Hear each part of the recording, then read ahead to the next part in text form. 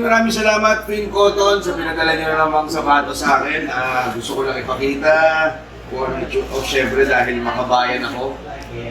Kumuha ko ng makabayan na edition ng kanilang sapatos. So ayan, kulay ng flag, ng Philippine flag. Ang napakaganda. Dalawa yan. Syempre dalawa yan, no? Hindi naman ako hihingi ng isa lang. So, kaya natin. Ano ko ito? Okay, no? Yan! Twin Cotton, thank you very much.